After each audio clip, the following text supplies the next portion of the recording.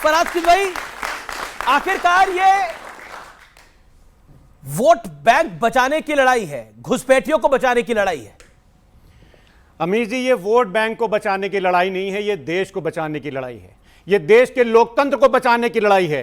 ये देश के फेडरल स्ट्रक्चर को बचाने की लड़ाई है। और अभी आपने बड़ी अच्छी शुरुआत की कि 14 नवंबर को किसका नंबर आएगा। सुधांशु जी की मैं एक बात से सहमत हूं कि यहां पर बिहार की बात होनी चाहिए। अमीर जी, 14 नवंबर को किसका नंबर आएगा? और सुधांशु जी, आपकी पंक्तियों के लिए 4 पंक्तियां मेरी तरफ से भी अर्ज है कि तेरे उरूज के ऊपर जवाल आएगा, रगे अवाम में अब तो उबाल आएगा। जनाब 14 नवंबर को देख लेना तुम, शपथ के वास्ते लालू का लाल आएगा। ओके, आप देखिएगा 14 नवंबर को। अमीर जी, मैं ऐसा क्यों कह रहा हूं कि लालू का लाल आएगा? भारतीय जनता पार्टी की अगुवाई में, नीतीश कुमार जी की अगुवाई में जो एनडीए की सरकार चल रही है, हम कुछ बोले तो वो गलत, आम आदमी पार्टी कुछ बोले तो गलत, कांग्रेस बोले तो गलत, लेकिन अगर चिराग पासवान बोलते हैं कि I feel sorry to be backing Bihar government, तो यह गलत है कि सही है? सुधांशु जी, आप बताइएगा। मोदी जी के हनुमान जी, केंद्र में मंत्री चिराग पासवान जी बोलते हैं कि मुझे बिहार की सरकार को सपोर्ट करने में शर्म आती है। तो जब मोदी जी के मंत्री यह बोलेंगे तो इस देश की जनता भी बोलेगी कि नीतीश कुमार जी के शासन में, नीतीश कुमार की जो सरकार चल रही है, उस सरकार को देख करके बड़ी बात मोदी, लालू का लाल आएगा। और देखिए वोटिंग परसेंटेज ज्यादा है, और वोटिंग परसेंटेज इस बार बहुत ज्यादा हुई है। और आरजेडी कह रही है ये नीतीश की ढलान है और लालू के लाल का उफान है। लालू के लाल का करिश्मा देखेगा 14 नवंबर को पूरा एनडीए। उसमें एक लाइन में ऐड कर देना चाहता हूं जी, क्योंकि 14 नवंबर को बाल दिवस भी होता है ना जी, तो बाल दिवस पर बाल बुद्धि का बवाल आएगा, यह भी ध्यान कर लीजिएगा इसके आगे।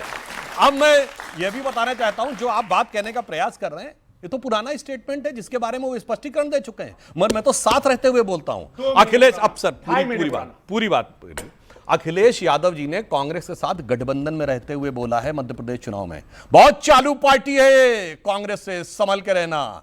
मुलायम सिंह यादव जी का वीडियो अवेलेबल है, कांग्रेस बहुत खतरनाक पार्टी है, सीबीआई लगा के जेल में भेज देती है। और कांग्रेस ने गठबंधन में रहते हुए मध्य प्रदेश में कमलनाथ ने कहा अखिलेश वखिलेश छोड़ो। भाई साहब, आप तो साथ में रहते हुए क्या क्या नवाजे गए हैं या नवाजी से कर्म हुई है एक दूसरे के ऊपर। आपकी क्या पास क्या है? लालू का लाल आएगा बोला गया, सारा सार इसी में है। लालू हो या सोनिया जी हो, सबको अपने अपने लाल की पड़ी है, देश के विकास की किसी को नहीं पड़ी है। प्रधानमंत्री जी कहते हैं 2047 तक देश का विकास होगा और विकसित राष्ट्र बनेगा। मैं कहता हूं आपके लाखों दर्शक जो देख रहे हो अपने दिल पे हाथ रख के पूछें, क्या सोनिया जी, लालू जी ये चाहते हैं? वो कहें नहीं, 47 तक अगर कुछ हो पाए तो हमार बिटिया। और ये भी मजे की बात है, ये लालू का कौन सा वाला लाल आएगा? हाँ, एक लाल उधर है, एक लाल इधर है, कौन सा वाला लाल आएगा? तरफ लाल खड़े, तेजस्वी जी या तेज प्रताप जी? लेकिन ये तेजस्वी की बात कर रहे होंगे, लेकिन एक सवाल है। देखिए सोनिया जी को भी अपने लाल की चिंता है, लालू जी को भी अपने लाल की चिंता है, उद्धव जी को भी अपने लाल की चिंता होगी, लेकिन इन लालों की चिंता कौन करेगा? देश के लालों की चिंता कौन करेगा? बिहार में अमीर जी, बिहार में इन लालों की चिंता 20 साल से जिसने नहीं की, लेकिन अब लालू का लाल इन लालों की चिंता करेगा। अभी सुधांशु जी ने क्या बोला कि विकास के बारे में बात की।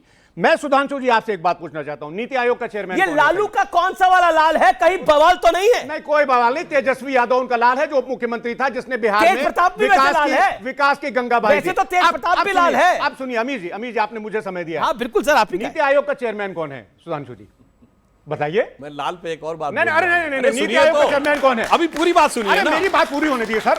नहीं, आप पूरी बात। नीति आयोग लाल पर आप कुछ कह रहे थे? हाँ, मैं कह रहा हूं इनके लाल की स्थिति जानते क्या होने वाली 14 को? लाली मेरे लाल की जित देखूं तित लाल, और लाली देखन मैं गई, मैं भी हो गई लाल।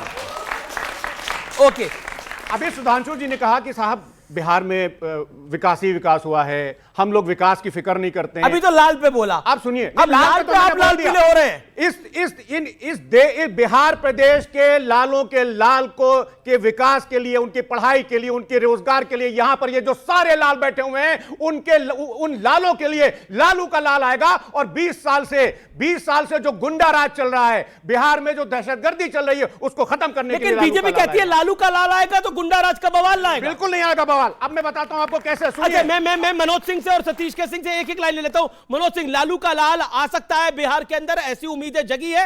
राजद कह रही है कि आ रहा है लालू का लाल।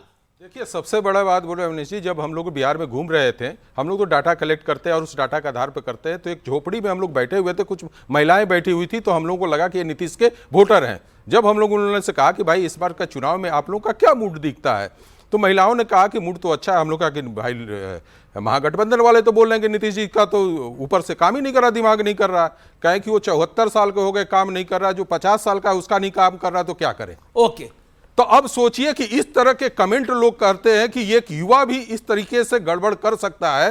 तो जो एसआईआर का बात अभी आप कर रहे थे, तो एक चीज जान लीजिए कि वहां पे मुद्दा नहीं बनने के दो कारण थे।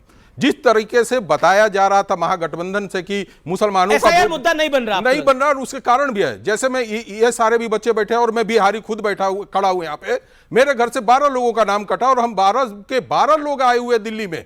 मुझे तो कोई तकलीफ नहीं है, मैंने तो कोई आंदोलन नहीं किया, मैंने तो कोई विरोध नहीं किया, कर वो रहे हैं, लेकिन मेरे नाम पे वोट पड़ते थे, किसको पड़ते थे मुझे नहीं पता।